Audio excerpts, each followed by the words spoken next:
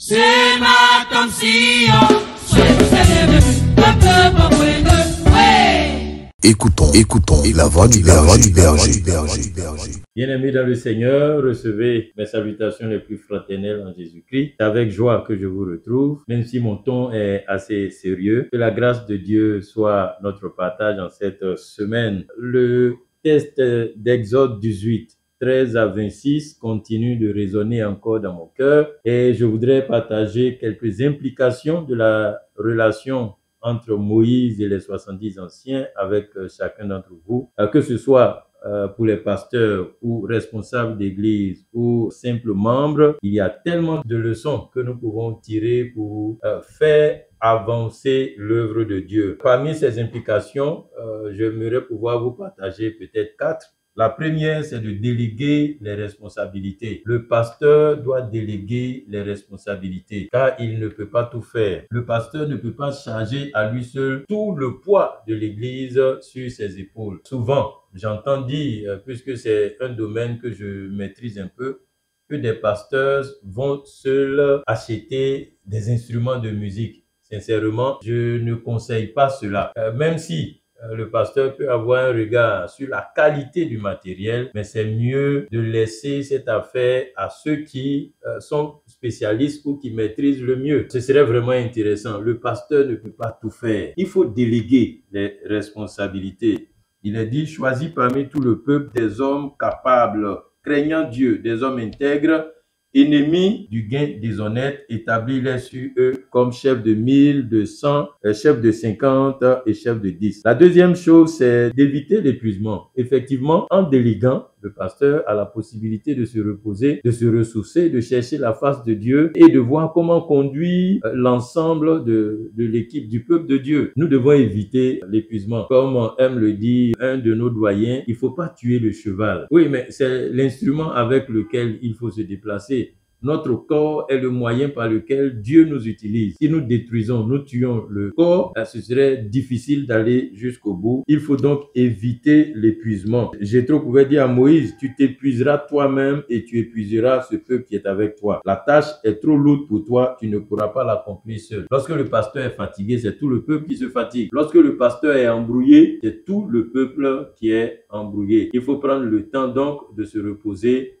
et déléguer les responsabilités. La troisième implication que je vois, c'est de structurer l'église pour une gestion efficace. Jéthro lui dit de hiérarchiser le peuple en établissant des hommes, un chef pour 1000, un chef pour 100, un chef pour 50, un chef pour 10. C'est important de mettre en place des équipes et des processus pour gérer les différents ministères. C'est difficile souvent que les fidèles n'aient de regard que pour le pasteur. Les différents responsables qui sont établis sur eux peuvent ou devraient représenter valablement le pasteur. Il n'y a pas lieu de courir à tout moment pour chercher à voir seulement le pasteur et le pasteur pour tout ce qu'il y a à faire. Ce serait vraiment preuve qu'il y a un manque d'organisation et d'hiérarchisation de la communauté. J'encourage les pasteurs dans ce sens et j'aimerais aussi attirer l'attention des responsables parce que s'il y a l'organigramme et qu'il y a une hiérarchie, ce serait maladroit ou d'avoir des structures qui ne dépendent pas de l'autorité du pasteur.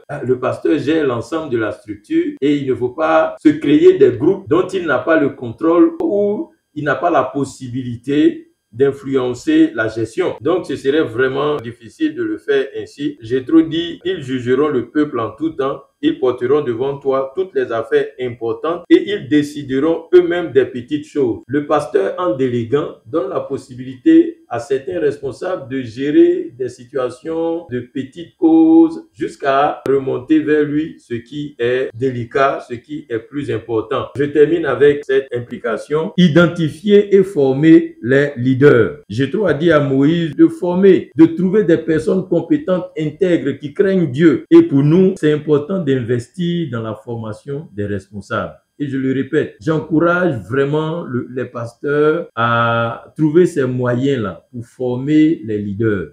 les responsables qui sont avec eux. Et c'est vrai, nous tournons, nous trouvons des responsables qui sont là, mais il est important de le faire afin que notre autorité puisse dépendre sur eux. Et j'ai envie de nous encourager, d'encourager les responsables. Vous êtes responsable parce que établi par le pasteur, même s'il est venu vous trouver responsable. Lorsqu'il organise des moments de formation, vous devez vous asseoir parce que vous êtes responsable. Si vous n'avez pas le temps de vous asseoir pour écouter la parole de Dieu, c'est que vous êtes en train de renoncer à votre charge. Ce serait très facile de vous remplacer. Bon, malheureusement, on a le sentiment qu'on est indispensable dans la maison de Dieu. Je vous dis que non. Dans le plan de Dieu, les responsables travaillent avec le leader et ils doivent chercher la face de Dieu ensemble. Jésus a dit à Moïse, choisis parmi tout le peuple des hommes capables, craignant Dieu, des hommes intègres, ennemis des gains déshonnêtes. Si en réalité vous êtes des responsables, selon ce qui est décrit ici, vous devez aimer la parole de Dieu. Que les pasteurs qui m'écoutent fassent leurs efforts pour attirer auprès d'eux tous les responsables, les membres de leur bureau, les membres du conseil, les différents présidents,